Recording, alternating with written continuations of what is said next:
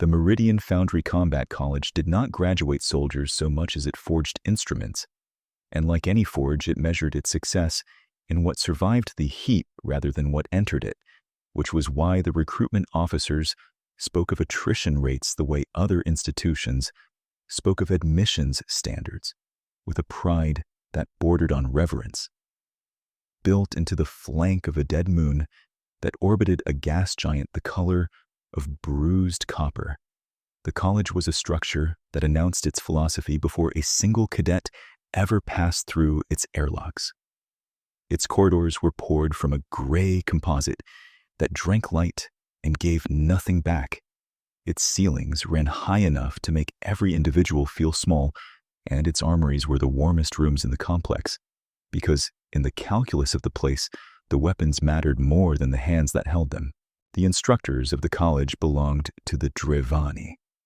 a species whose biology had selected for caution across 40,000 years of evolution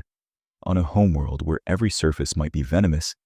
and every shadow might be a predator that struck once and never twice.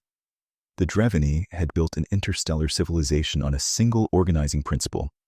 which was that danger must be cataloged, ranked, and contained before it could be permitted to exist near anything of value.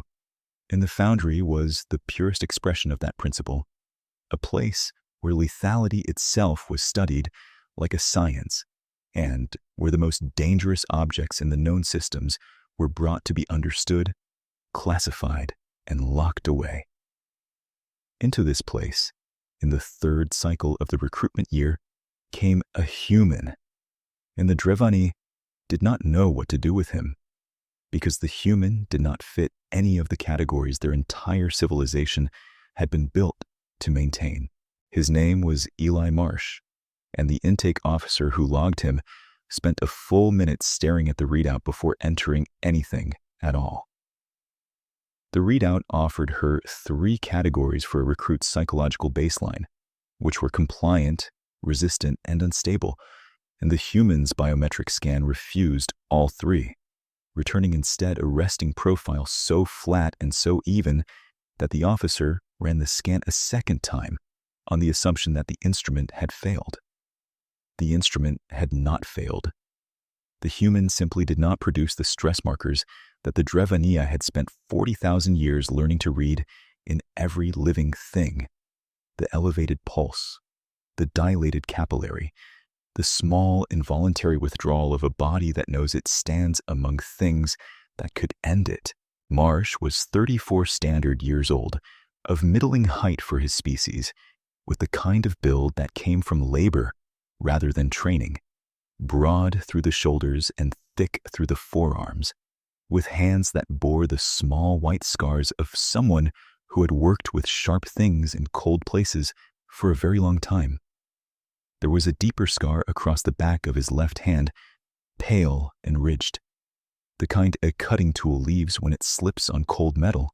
and he wore it the way he wore everything, without explanation and without concealment, a record of a thing that had happened and been survived and required no further comment. He did not look at the armored Drevani officers the way recruits looked at them, with the flickering eye movements of prey assessing the distance to the nearest exit. He looked at them the way a man looks at heavy machinery he has been hired to repair, with a flat, patient attention that cataloged without fearing. The officer asked him, in the clipped institutional Drevani that the translators rendered into something cold and bureaucratic, whether he understood the nature of the institution he had entered, and Marsh said that he understood it well enough, that it was a school for people who handled things that could kill them, and that he had spent most of his life doing exactly that. The officer did not know how to record that answer, so she recorded nothing, and she flagged the human for the attention of the college's senior weapons custodian, a Drevani named Sorth Velinar, whose authority over the armories was absolute, and whose interest in the human would, in time, prove to be the most dangerous thing in the entire complex. Sorth Velinar had served the Foundry for 90 years, And in that time, he had built a reputation as the most rigorous custodian in the history of the institution. A Dravani so committed to the cataloging of danger that the deep vaults of the college, where the truly intractable weapons were sealed, were referred to by the cadets simply as Velinar's collection. He was tall, even for his kind, his carapace darkened to near black with age, his three-fingered hands moving always with the deliberate economy of someone who had never in his life made a careless gesture. He had reviewed the human's file the moment it reached him, and he had found in it a problem that troubled the precise architecture of his mind. Because the human had arrived bearing a personal effect that the standard intake protocol had failed to classify, an object the scanners could not resolve and the catalog could not name, and Velinar's entire professional existence rested on the principle that no object near the foundry could be permitted to remain unclassified. He summoned the human to the upper armory on the third day, and what passed between them in that room would set in motion everything that followed, though neither party understood the full shape of it at the time. The upper armory was a long vaulted chamber lined with sealed cases, each one humming with the contained energy of something designed to end life efficiently, and Marsh walked its length without slowing, his eyes moving across the cases with the same flat interest he gave to everything. Velinar stood at the far end beside a single isolation pedestal, upon which rested the object the scanners had failed to classify, a thing of dull metal and worn grips that looked to the assembled Dravani technicians like nothing they had ever cataloged. It was roughly the length of a forearm, with a heavy squared body and a short blunt protrusion at one end, its surface scuffed and pitted with the marks of long use, and it gave off no energy signature at all, which was precisely what made it intolerable to the Drevani mind, because in their experience, a thing that registered as inert was either truly harmless or so dangerous that it had been engineered to hide. Velinar asked the human to identify the object, and Marsh looked at it on its pedestal under its containment field, and said, with no particular emphasis, that it was his, that it was a standard issue field tool, and that he would appreciate having it back. The technicians exchanged the rapid throat clicks that served the Drevani for alarm. Velinar did not move. He told the human that nothing in this room was standard, that the object had defeated every classification protocol the Foundry possessed, and that, until it could be ranked on the lethality index, it would remain in containment. Marsh studied the field for a moment, and then he said something that the recording systems preserved and that Velinar would replay many times in the cycles to come. He said that the trouble with their index was that it only measured what a thing could do and never measured what the person holding it would choose to do, and that, by that measure, the most dangerous object in the room was not on the pedestal. Velinar dismissed the human, but he did not return the object, and he did not file it among the harmless. He filed it among the intractable in the deep vaults beside the weapons that had killed their handlers, and he began to watch the human with the particular attention he reserved for problems he had not yet solved. This was the first error, though it did not look like an error, because the second the object went into the deep vaults, it acquired a status it had never possessed, a status that made it valuable to people inside the Foundry, whose interest in valuable things was not academic at all. The human was assigned to a training cohort that no one wanted, a cluster of the college's most decorated and most difficult cadets, an elite hostile unit whose contempt for the new arrival was immediate and total. There were 5 of them,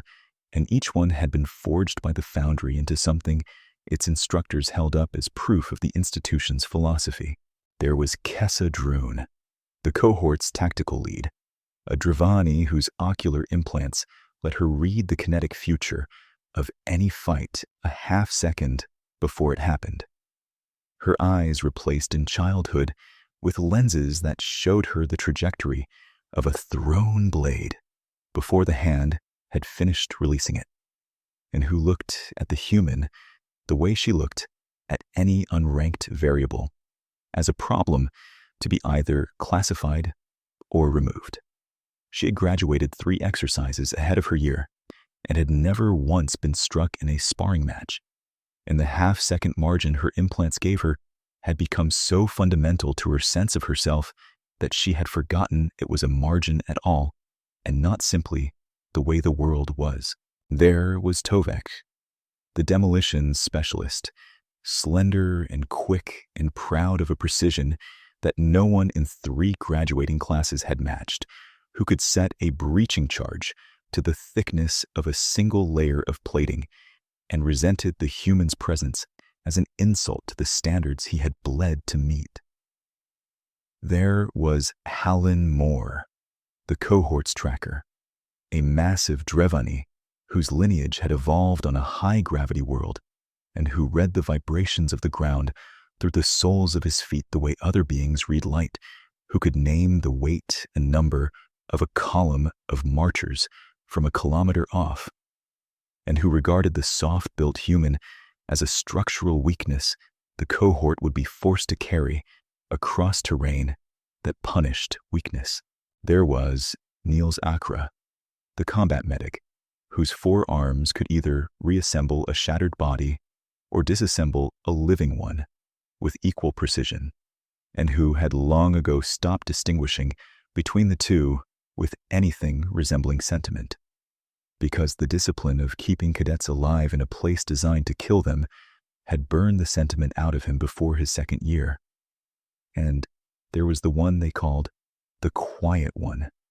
an infiltration specialist named Sefine Val, who almost never spoke, whose species could fold their bioluminescence into perfect darkness until they registered to no sensor and no eye, who watched the human longer than any of the others before forming a conclusion, because her entire discipline was built on the principle that the most important truths revealed themselves only to those patient enough to wait for them, and she had waited longer and more profitably than anyone the Foundry had ever trained. The cohort's contempt expressed itself in the small institutional cruelties that the Foundry not only permitted but encouraged, because the institution believed that hostility between cadets was a forge in its own right. They gave the human the worst bunk, the failing equipment, the assignments that carried the highest washout rates, and they did it openly, watching for the fear that the Foundry taught them to expect, and the human disappointed them by failing to provide it. He took the worst bunk and slept in it soundly. He took the failing equipment and repaired it without complaint, working the seized hinge of a faulty equipment locker until it moved clean, retensioning the frayed strap of a pack that the quartermaster had issued him broken. And then, because the habit of his hands was older than any instruction, he repaired the equipment of the cadet in the bunk beside him, Tovek's secondary breaching rig, whose calibration coupling had developed a hairline play that the specialist had not yet noticed, and that would have thrown his next charge by a critical fraction. The human did not mention it. He simply set the coupling right in the early hours of the 3rd night, his scarred fingers moving by touch in the dark with the patient economy of someone who had repaired 1,000 failing things in 1,000 cold places. And then he returned to his bunk and slept. And Tovek found his rig in perfect calibration the next morning and assumed, because the alternative was intolerable, that he had calibrated it himself. Sefine Val, who slept little and watched much, who had folded her bioluminescence into the dark of the upper bunk and lain motionless for hours as was her discipline, had watched the human's hands move over the rig, and she had said nothing, and she had added the observation to the slow, patient assembly of small truths that was the only thing she had ever fully trusted He took the high washout assignments and completed them, not brilliantly, not in a way that humiliated anyone, but with a steady competence that refused to break. And slowly, against their own intentions, the cohort began to find his presence less an insult than a puzzle. What none of them knew, what the human did not know, what only one Dravani in the entire foundry knew, was that the cohort's next field exercise had been altered. Sorth Velinar had reviewed the human's continued presence in the institution with a mounting unease that had nothing to do with the human's performance and everything to do with the object in the deep vaults. Because in the 90 years of his custodianship, Velinar had built more than a reputation. He had built an arrangement. The deep vaults of the foundry contained weapons of immense value to certain parties beyond the institution's oversight, and for 60 of his 90 years, Velinar had been quietly transferring select items from those vaults to those parties in exchange for considerations that had made him, by the standards of his austere species, extraordinarily wealthy. The catalog that the entire foundry trusted was the catalog Velinar maintained, and a catalog maintained by a single trusted custodian is a catalog that can be edited.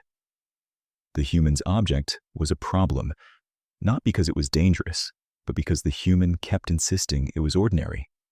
And an ordinary object that the foundry's scanners could not classify threatened to draw an audit to the deep vaults. And an audit to the deep vaults would reveal that a great many intractable weapons that the catalog listed as sealed were no longer there at all. The human had to be removed before he could become a witness to a crime he did not yet know existed, and Velinar, who never made a careless gesture, arranged the removal with the same deliberate economy he brought to everything. He scheduled the cohort for a survival exercise on the surface of the dead moon, in a region the college maps marked as stabilized, and he altered the navigation beacons that would guide them home. The exercise began at the start of the 4th week, and the cohort was dropped onto the lunar surface 40 kilometers from the foundry's primary lock, with instructions to navigate home across terrain that the maps described as inert regolith and shallow crater fields. The reality was something else. The dead moon was not as dead as the catalog claimed, because beneath its surface ran veins of a crystalline mineral that the Dravani had named resonant silicate, a substance that absorbed the kinetic energy of any vibration that struck it and released that energy, after a delay of several seconds, as a concentrated acoustic pulse capable of shattering bone and rupturing the pressure seals of an environment suit. The stabilized region was stabilized only in the sense that the silicate veins there had been mapped and the safe corridors charted, and the navigation beacons that Velinar had altered now guided the cohort not along the safe corridors, but directly across the densest concentration of resonant veins on the entire moon.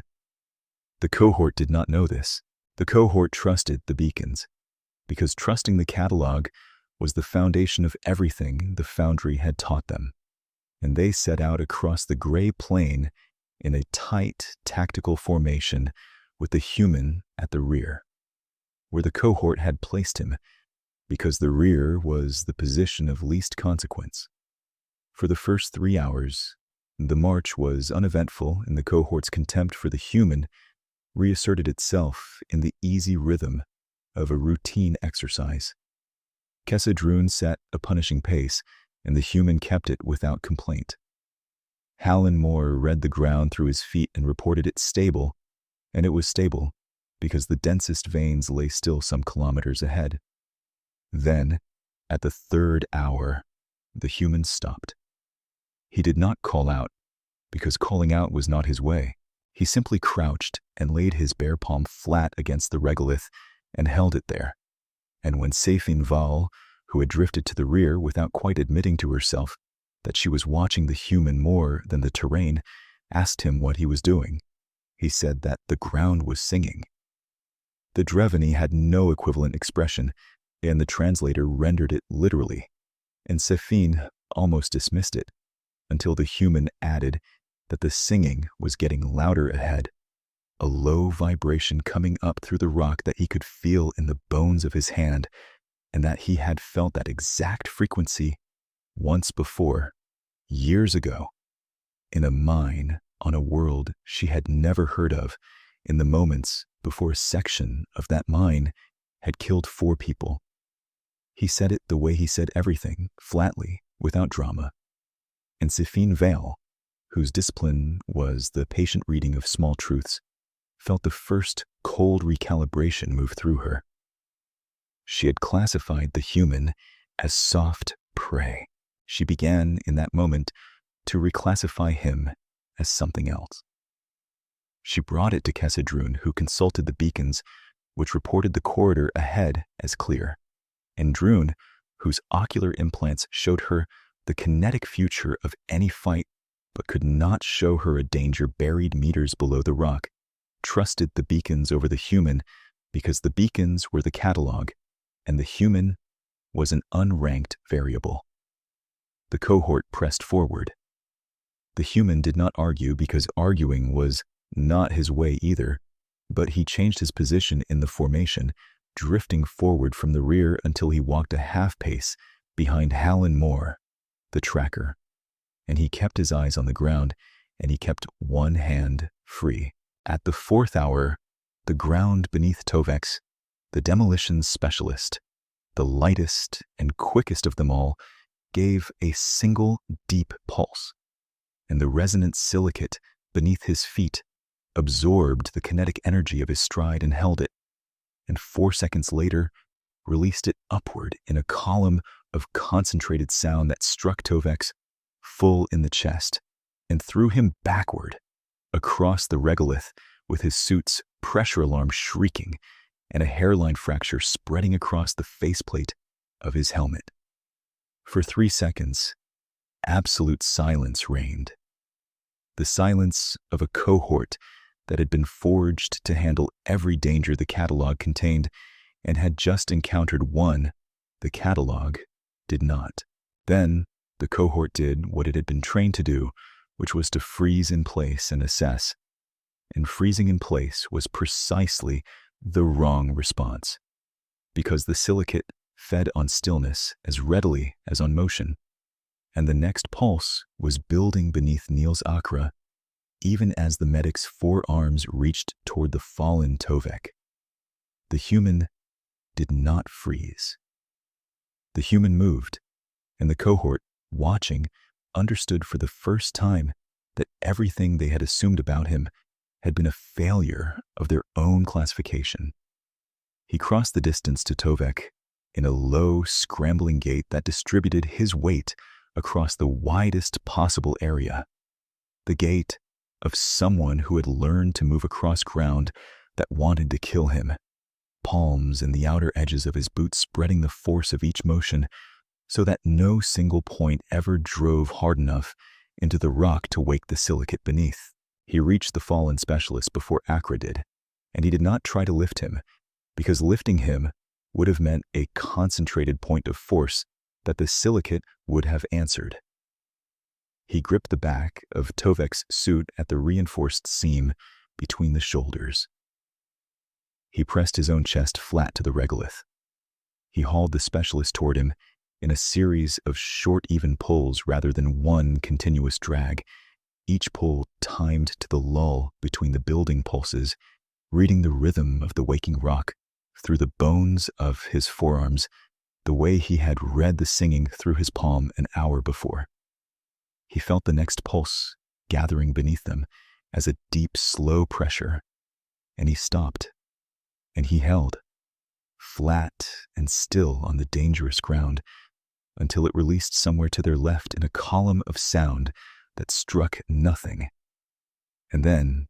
he pulled again. He dragged Tovek, flat and low, across the regolith toward a band of darker rock that the others had not noticed and that the human had been tracking with his free hand for the last hour. A band of ordinary basalt,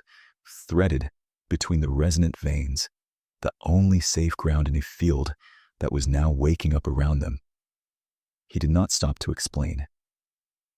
He pointed at the basalt band, a narrow dark ribbon, perhaps 2 meters wide, that ran in a crooked line toward the horizon, and he said one word, which was the word for solid, and the cohort, against 90 years of institutional conditioning, against every instinct that told them to trust the beacons and distrust the variable, followed the human onto the basalt, because in the space of 10 seconds the human had become the only authority on the ground that any of them believed. Niels Akra dragged Tovek the last meters onto the solid rock and went to work on the cracked faceplate with a sealant patch from the medical kit, his 4 hands moving with the brutal precision of his discipline. And the faceplate held. And Tovek, conscious now and breathing in ragged gulps, looked up at the human who had pulled him out of a death the catalog had not predicted, and said nothing, because there was nothing in his training that had prepared him to thank an unranked variable for his life. The cohort was now stranded on a ribbon of safe rock in the middle of a field that the beacons insisted was clear, 40 kilometers from home, with a wounded specialist and a navigation system that was guiding them deeper into the danger rather than out of it. And it was Safine Val who said aloud what the recalibration in her mind had already concluded, which was that the beacons were lying. She had spent 4 weeks watching the human, and she had spent 4 hours watching the ground betray the catalog, and the patient reading of small truths had brought her to a conclusion that the others were not yet willing to reach, which was that this exercise was not an exercise. Kessa Droon resisted it because Droon's entire identity rested on the reliability of the system she commanded. But the evidence was beneath her feet, and a tactical lead who cannot revise her model when the terrain contradicts. It is not a tactical lead for long. She queried the beacons directly, pulling their guidance log, and she found in the metadata a thing that should not have been there. A manual override timestamped 3 days before the exercise, authorized by a custodial code that belonged to the senior weapons custodian of the foundry. And Kessa Droon, who could read the kinetic future of any fight, understood at last that the fight they were in had begun 3 days ago in a room she had never entered. The human, when they told him, did not seem surprised, and his lack of surprise told Safine Val more than any reaction could have. She asked him, in the long cold hours while they waited out a pulse storm sheltered on the basalt, why someone in the foundry would want a cohort of decorated cadets dead. And the human said that he doubted anyone wanted the cohort dead, that he suspected the cohort was simply standing too close to the thing that someone wanted, and that the someone had decided the cleanest solution was to remove everyone in the vicinity at once and call it an accident. He said it without bitterness, the way a man states a fact about weather, and when Safine Val asked how he had known to read the ground, he told them, in the long, cold hours while they waited out a pulse storm sheltered on the basalt, about the world he had come from, a hard place of depleted mines and salvage fields where his family had made their living, recovering the things that other people had abandoned underground. He said that ground that has been hollowed out never stays quiet, that rock under stress sings before it fails, low and almost too deep to hear, and that the people who survived in the salvage trade were the ones who learned to listen with their hands when their ears were useless,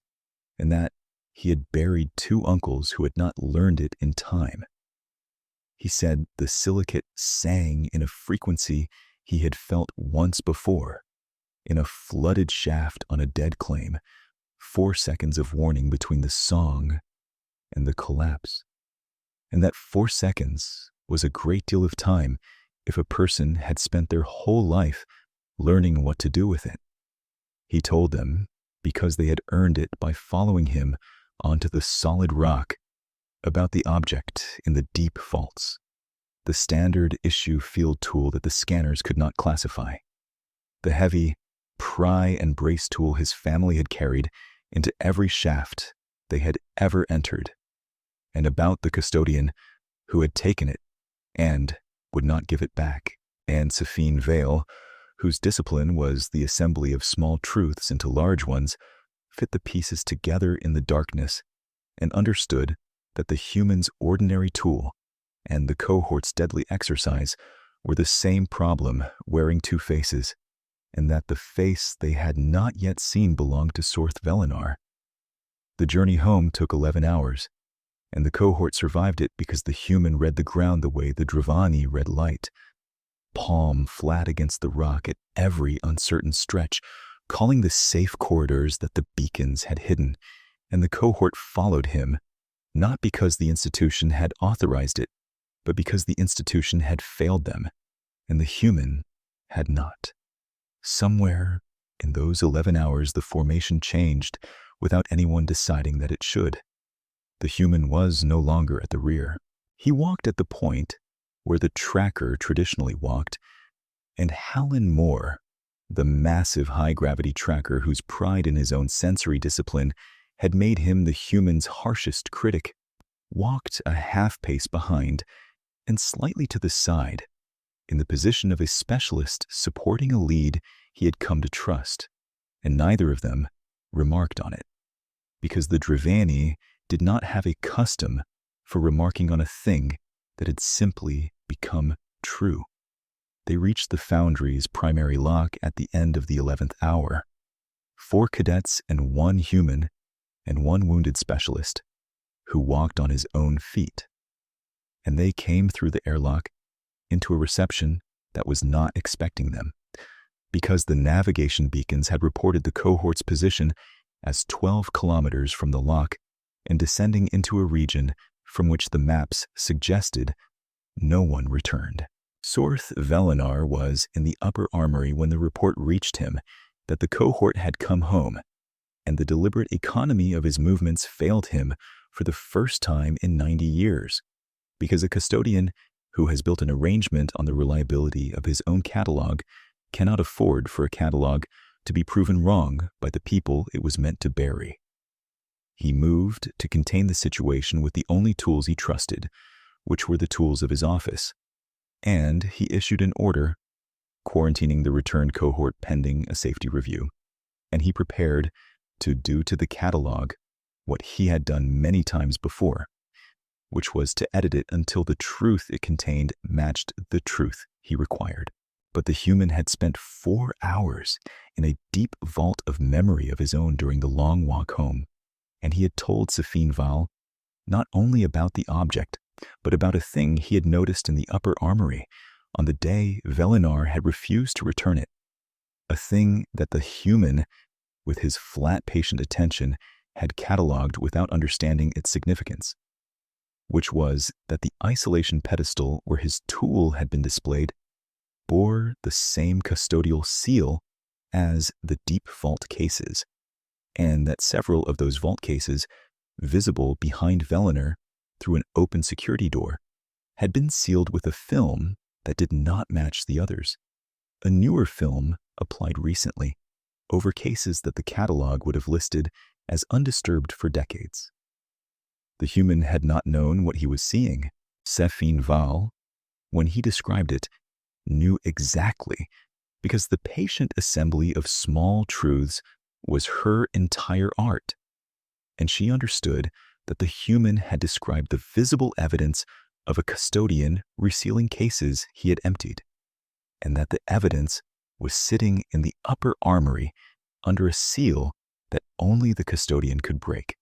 which meant that the moment of the cohort's quarantine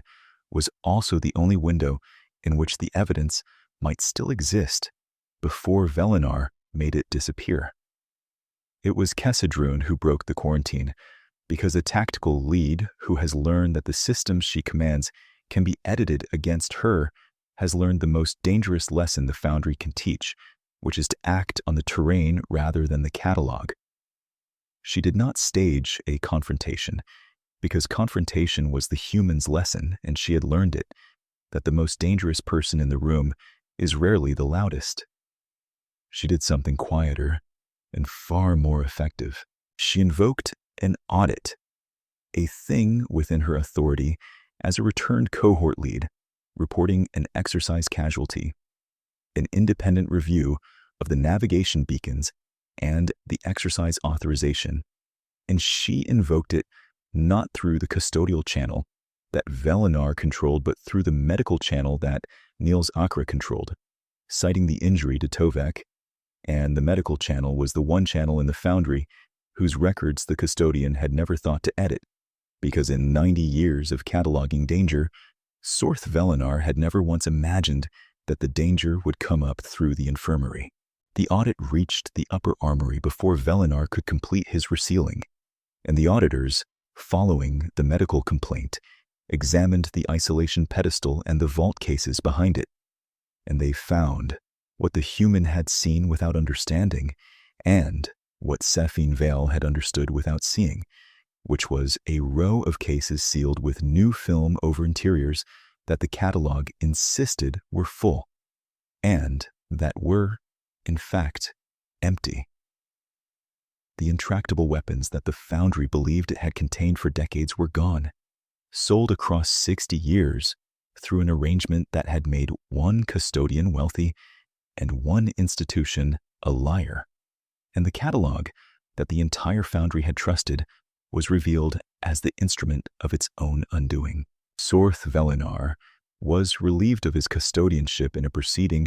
that the cohort did not attend, because the resolution of the antagonist and the acceptance of the human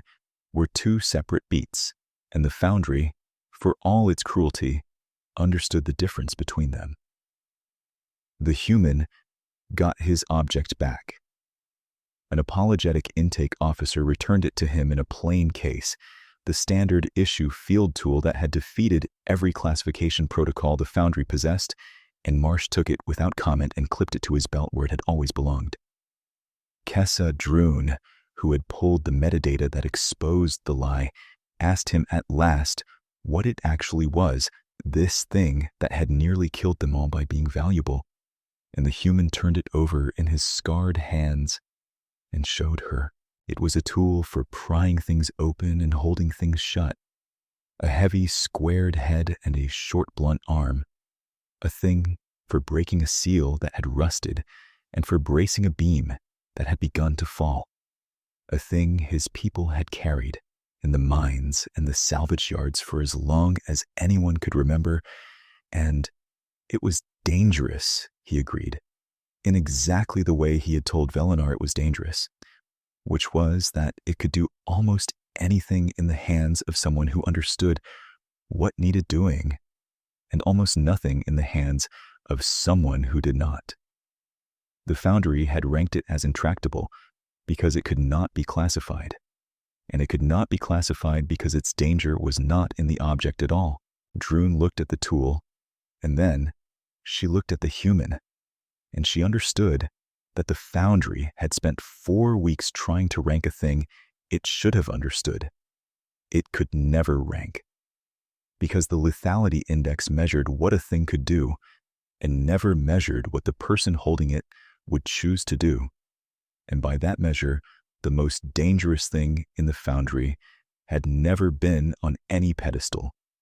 The cohort did not hold a ceremony,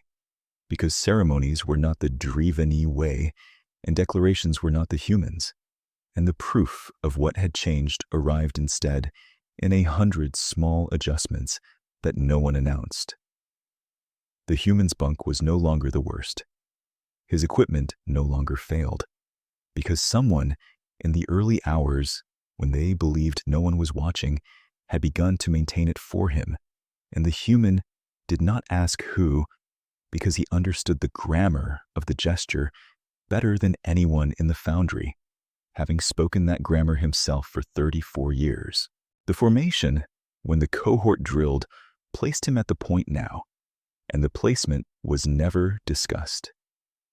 And on the morning the cohort received its next assignment, Sifin Vol, the quiet one, the infiltration specialist whose acceptance was the slowest and therefore the most significant,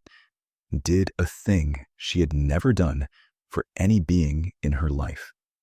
She had folded a ration of the bitter, warm stimulant that the Drevany brewed against the cold of the deep corridors, a thing they did not share, a thing each cadet hoarded as a private comfort, and she crossed the ready room without a word and set the warm container down on the bench beside the human's hand. And she did not wait to see whether he drank it, because waiting to see would have made it a transaction. And it was not a transaction. The human looked at the warm container, and then he looked at Sifin Vol's retreating back, and he wrapped his scarred hand around it, and he drank. And across the ready room, Hallen Moore watched the warm cup pass from the Drevany, who never shared to the human who had carried them home, and the massive tracker said nothing at all, because some things the catalog would never have a rank for, and those were the only things in the foundry that had ever truly mattered. Outside the viewport, the bruised copper light of the gas giant moved slowly across the dead moon's surface, across the gray plain where the resonant silicate still sang its delayed and lethal song to anyone who did not know how to listen. And inside the warm ready room, a human sat among the most dangerous cadets the foundry had ever forged, holding a cup of something he had not asked for and clipped to his belt. Ordinary and patient and exactly as dangerous as he had always said it was, hung a standard issue field tool that no index would ever rank in the steady, careful hands of the only person in the entire institution